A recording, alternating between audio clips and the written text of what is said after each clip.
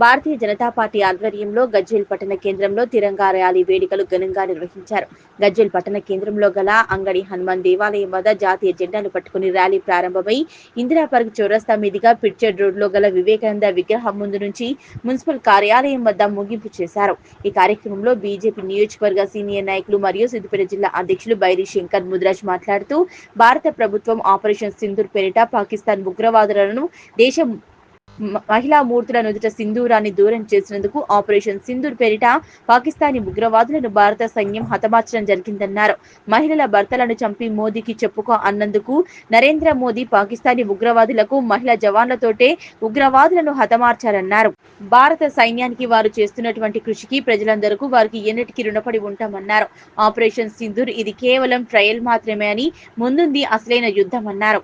పహల్గామ్లో జరిగినటువంటి దుండగుల దుశ్చర్యను ఖండిస్తూ అక్కడ వాళ్ళు పాకిస్తాన్ టెర్రరిస్టులు అమాయకులైనటువంటి టూరిస్టులైనటువంటి మన ఇండియన్స్ మీద దాడి చేసి మరీ దుర్మార్గంగా అవానిమీయ కోణంలో పాయింట్ విప్పి మొలతాడును చూసి హిందువా ముస్లిమా అని చంపడం అనే దాన్ని భారతదేశంలో ఉన్న ప్రతి పౌరుడు తీవ్రంగా ఖండిస్తూ నరేంద్ర మోడీ గారి నాయకత్వంలో పాకిస్తాన్ను మనం 3 రోజుల్లోనే ఏమిటి భారతదేశ శక్తి సామర్థ్యాలను చూపించి 20 నిమిషాల్లోపట్నే శత్రు దేశానికి సంబంధించినటువంటి 9 ఉగ్రవాద స్థావరాలను ఓన్లీ 20 మినిట్స్లో ధ్వంసం చేసి మన భారతదేశ సైనిక శక్తిని ప్రదర్శించి, అలాగే ఇంతకుముందుకు వెంకటరమణ చెప్పినట్టు పాకిస్తాన్లో ఉన్నటువంటి ఎయిర్ బేస్లను కూడా 9 ఎయిర్ బేస్లను కూడా ధ్వంసం చేసినారు.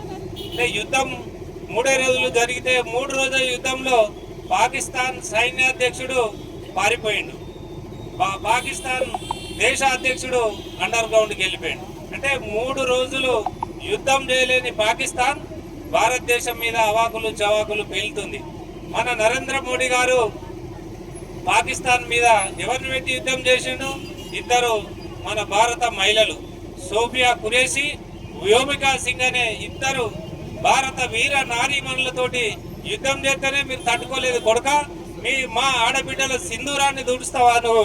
మా ఆడబిడ్డల సింధూరాన్ని తుడిచిన మీకు మా ఆడబిడ్డలే సమాధానం చెప్తారనే రీతిలో 2 మహిళా సోదరులను పెట్టి బ్రహ్మాండంగా మన భారతదేశ కీర్తి పతాకాన్ని ప్రపంచం మొత్తం చూసే విధంగా మనం మేక్ ఇన్ ఇండియా పేరు మీద ఏదైతే మనం తయారు చేసుకున్న మన మిసైళ్ల ద్వారానే మనం పాకిస్తాన్ డ్రోన్లను ఒక్క డ్రోన్ కూడా ఇండియా భూభాగంలోనికి రాకుండా అక్కడికక్కడనే పైననే గాల్లోనే పేల్చేసినాం అనేది మామూలు విషయం కాదు. ఒక్క డ్రోన్ కూడా భారత నేల మీద పడకుండా ఆ గాల్లోనే పేల్చివేసిన ఆ మన సైనిక శక్తికి దీంట్లో కొంతమంది మన సైనికులు కూడా చనిపోవడం అనేది దురదృష్టకరం, బాధాకరం. ఇప్పటికి కూడా యుద్ధం వాతావరణమే మనకు పాకిస్తాన్ బార్డర్లో కొనసాగుతుంది.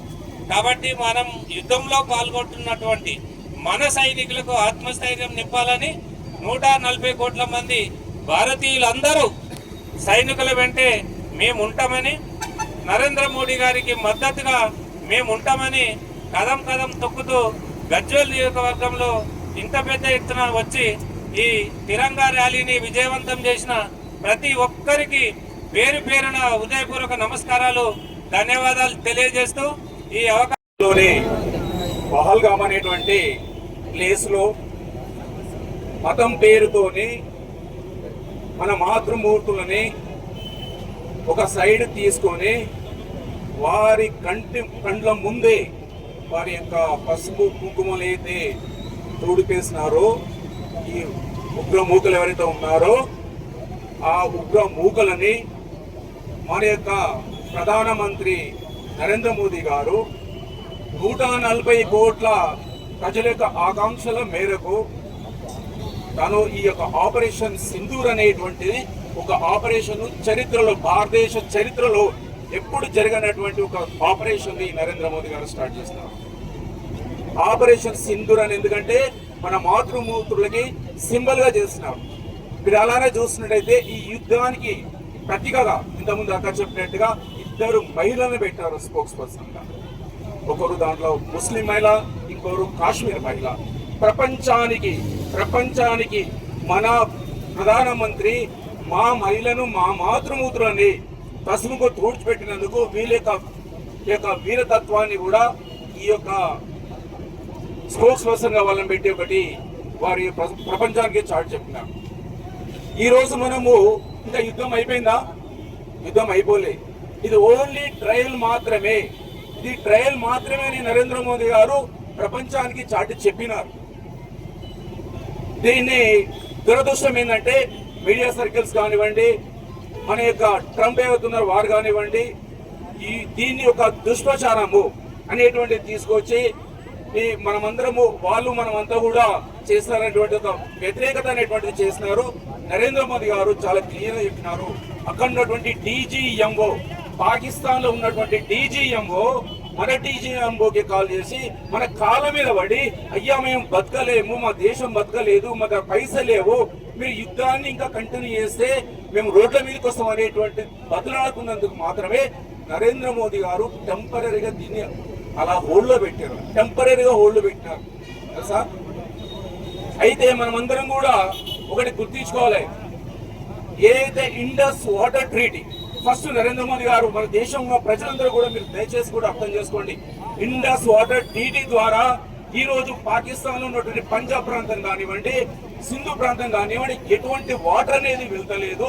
అక్కడ ఉన్నటువంటి ప్రజలు, రైతులు పెద్ద ఎత్తున రోడ్ల మీదకి వచ్చి అక్కడ ఉన్నటువంటి రాజకీయ నాయకులు వాళ్ళందరి మీద దాడులు, ధర్నాలు అనేటువంటిది ఈ రోజు పాకిస్తాన్ లో జరుగుతూ ఉంది. ఇంకొకటి ఆపరేషన్ సింధూర్ అనేది మనం ఎందుకు జరుపుకుంటున్నామంటే మనకు 20 నిమిషాల్లో అక్కడ ఉన్నటువంటి 9 ఉగ్రమూకల యొక్క స్థావరాలని టోటల్ గా విధ్వంసం చేసినారు. ఈ శక్తి ఏడికెళ్ళి వచ్చింది? ప్రపంచం అంతా నిపెరబోతుంది. అసలు భారతదేశానికి ఈ శక్తి ఎలా వచ్చింది? మనం అందరం కూడా దయచేసి మనం అర్థం చేసుకోవాలి. మన దగ్గర టెక్నాలజీ లేదు, మనం చాలా వీక్ అని చెప్పేసి ప్రపంచానికి చాటి చెప్పినారు. కానీ మనం ఈ యొక్క ఆపరేషన్ సింధూర్ లో వాళ్ళకు ఉన్నటువంటి న్యూక్లియర్ ఆర్సెనల్ ఉందో దాని యొక్క ముఖ ద్వారము, దాని యొక్క రెండో ద్వారాన్ని కూడా హిట్ చేసి అక్కడ న్యూక్లియర్ ఆర్సెనల్ ఉన్నటువంటి న్యూక్లియర్ ఫ్యూయల్ తో లీకేజ్ అని చేసినందుకు అక్కడ ఉన్నటువంటి ఆ లీకేజ్ ద్వారా కొన్ని 100 కిలోమీటర్ల వరకు ఈ రోజు పాకిస్తాన్ లో ఉన్నటువంటి ప్రజలు దూరం వెళ్ళిపోతున్న సమస్యలు ఉన్నాయి. మన ఎయిర్ డిఫెన్స్ సిస్టమ్, ఆకాశ ఎయిర్ డిఫెన్స్ సిస్టమ్ ఏదైతే ఉందో మీరందరూ దయచేసి ఈ దేశం ఉన్నటువంటి ప్రజలు ఈరోజు చాలా ప్రశాంతంగా ఉన్నారు. చాలా మంది తెలియదు అసలు మనం యుద్ధంలో ఉన్నామని తెలియదు. ఎందుకంటే మన ఢిల్లీ నగరం మీద కానివ్వండి, పంజాబ్ లో ఉన్నటువంటి గోల్డెన్ టెంపుల్ మీద కానివ్వండి, మన దగ్గర ఉన్నటువంటి ముఖ్యమైన ప్రాంతాల మీద ఇక్కడ దాడులు జరగలేదు. కానీ మనం ఏం చేసినాం, పాకిస్తాన్ లో ఉన్నటువంటి వాళ్ళ యొక్క డిఫెన్స్ ఇన్ఫ్రాస్ట్రక్చర్ మీద, వాళ్ళ యొక్క టెర్రరిస్ట్ మూకల మీద, వాళ్ళ యొక్క ఎయిర్పోర్ట్స్ మీద, వాళ్ళకున్న 11 ఎయిర్పోర్ట్స్ లలో 11 ఎయిర్పోర్ట్స్ లో F-16s లేవకుండా F-16s కూడా మనం ధ్వంసం చేసినాం.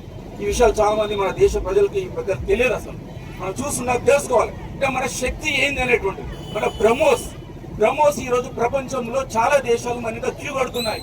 అరే ఇంత శక్తివంతమైనటువంటి సౌండ్ కి 3 టైమ్స్ సౌండ్ తోనే 3 టైమ్స్ వేగంతో వెళ్ళి కొన్ని సెకండ్లో శత్రు యొక్క దేశంలో ఉన్నటువంటి టార్గెట్స్ 1 మీటర్ ప్రిసిషన్ మీరందరికీ తెలుసు. మీరందరూ GPS అనేది వాడుతూ ఉంటారు. కానీ ఈ యుద్ధంలో మనం GPS వాడలే. ఎందుకు వాడలే? GPS అమెరికానికి సంబంధించినటువంటి నావిగేషన్ సిస్టమ్. మనం ఏం వాడినాము? నావిగా అని చెప్పేసి మన ఓన్ నావిగేషన్ సిస్టమ్ లో వాడినాం తెలుసా. ఇది మన ఓన్ డిఫెన్స్ సిస్టమ్ తయారు చేసుకుంది. దాని వలన దాని యొక్క యాక్యురసీ 1 మీటర్ అంటే ఇంత దూరంలో టార్గెట్ కి వెళ్ళి అటాక్ చేస్తాం, టార్గెట్ ని హిట్ చేస్తా ఉన్నది. ఇది మన యొక్క సక్సెస్ స్టోరీ.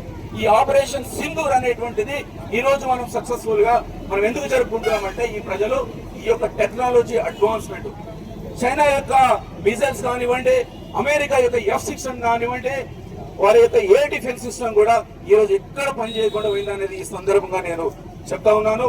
కాబట్టి దయచేసి మనము ఈ రోజు యొక్క ప్రపంచంలో భారతదేశము ఈ యొక్క ఆపరేషన్ సింధూర్ ద్వారా ఒక శక్తివంతమైనటువంటి ఒక దేశం అనేటువంటిది, ఒక బ్రాండ్ ఇమేజ్ అనేటువంటిది ఈ రోజు ప్రపంచంలో వచ్చింది. ఇది మన నరేంద్ర మోదీ నాయకత్వంలో వచ్చింది. కాబట్టి మనం అందరం కూడా గర్వపడాలి. సమయం తక్కువ ఉంది కాబట్టి ఇక్కడ చెప్పకుండా ముగిస్తున్నాను. భారత్